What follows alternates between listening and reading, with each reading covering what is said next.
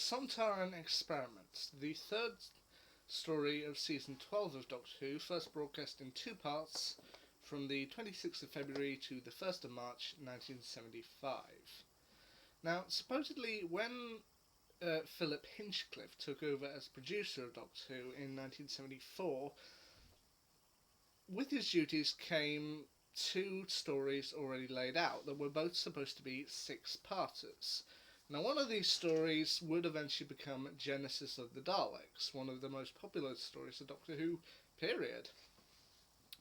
But the other story Hinchcliffe wasn't so sure about, so they eventually reworked it to be a four-part serial and a two-part serial, and these eventually became The Ark in Space and The Sontaran Experiment. Now, this particular story, The Sontaran Experiment, the Fourth Doctor, played by Tom Baker, his companions, Sarah Jane Smith and Harry Sullivan, played once again by Elizabeth Sladen and Ian Marter, they transmat down from the Nerva Beacon space station to Earth, seemingly at some point in the future, in order to go check everything's working and check everything is going fine. While the Doctor fiddles around with the transmat, he tells Sarah Jane and Harry to have a little explore, and Sarah Jane's like, well, basically sod off for a bit, and he's like, well, a little more eloquently than that, but, explore the area, I think Trafalgar Square is over there, which they appear to be out on a mire, so I have no idea. So they end up travelling around, but then discover a group of humans who are seemingly quite scared of the situation, including humans named Vural, Eric, Kranz, Roth, and Zake. Supposedly, they were signalled to come down to the planet, and then when they did, their ship was disintegrated, and they have been stalked by some creature. To which Sarah Jane finds herself once again coming face to face with the Sontaran. While she believes at first to be the Sontaran Lynx, who she previously encountered in the Time Warrior, it's soon revealed that this is actually a new Sontaran named Styre, played once again by Kevin Lindsay. And what Styre is doing, he's been sent down by the Sontaran fleet to perform a series of experiments to test the humans and thus give the Sontarans more data for an upcoming invasion. For example, one of the humans that he captures, he subjects them to essentially refusing them fluids, so they eventually die of dehydration after 9 days without water. He also ends up capturing Sarah Jane and subjecting her to, I think, a fear toxin, making her believe that her shackles are a snake, and also believing she's going to be drowned in some kind of mud-like substance.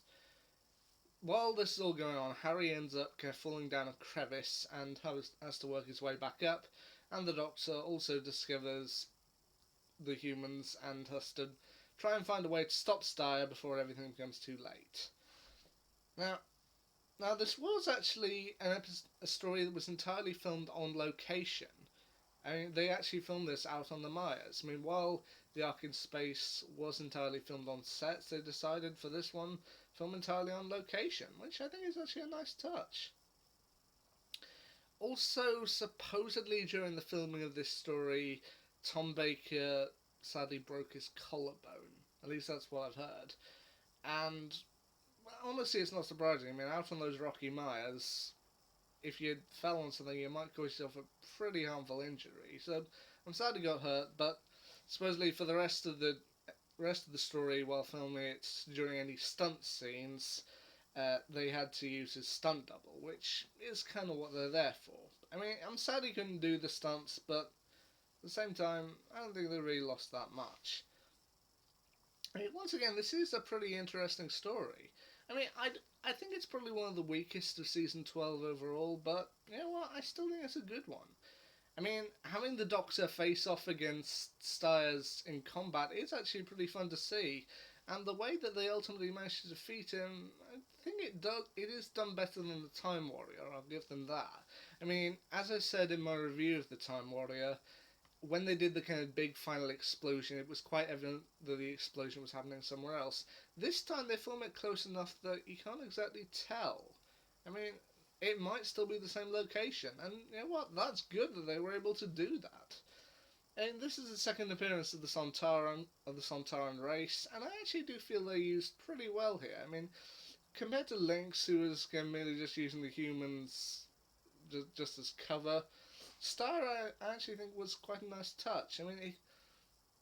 Once again, I think the Sontarans would be developed a bit more over time, especially in New Who, but here I think Star does his job well. I mean, he does prove to be a scary figure. I mean, one of his final trials, he says that he wants to see how much the human rib cage and lungs can take before they give up. So he essentially places one of the prisoners on the floor or on the ground, and then gets the other two to hold a essentially a barbell, basically a length of beam, and then gradually increases the gravity of it until eventually they can't hold it anymore, and eventually the other human will be crushed, which is pretty sinister. I mean, it's a simple thing, but it is a pretty sinister effect. He also has a robot going around, which is a little weird, but you know what, it's still pretty iconic.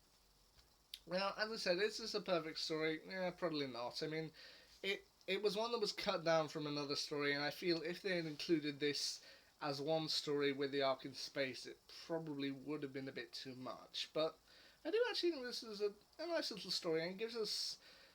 I think I view this in the same way that people told me to view Black Orchid, which was I needed something in between the kind of bigness of some of the other stories to Earthshock. I view this in the same way. You need something a little bit more lighter and fun in between the Ark in Space and Genesis of the Daleks. You need a palate cleanser, and the Sontaran Experiment provides just the palate cleanser that you need in between the two big stories.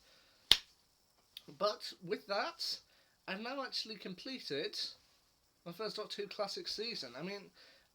My classic collection kind of jumps all over the place, jumping between seasons like Leapfrog. But this is actually the first one I've actually completed. Robot, The Ark in Space, The Sontaran Experiment, Genesis of the Daleks, and Revenge of the Cybermen. Now, I might do a video later on giving an overall ranking of this particular season, but Season 12 is now completed. I may have done it out of order, but Sontaran Experiment, complete Season 12. Yeah, you know what, I'm pretty glad about that. I admit Season 12, some people say it's good, other people say there are better, but you know what, I'm glad I did. So that's my quick review of the Sontaran Experiment. Anyway, the next one I've got coming up on the list, I believe, is from a later season of Tom Baker, and that's The Invasion of Time. When I do that, I'll let you know. Till then, see ya.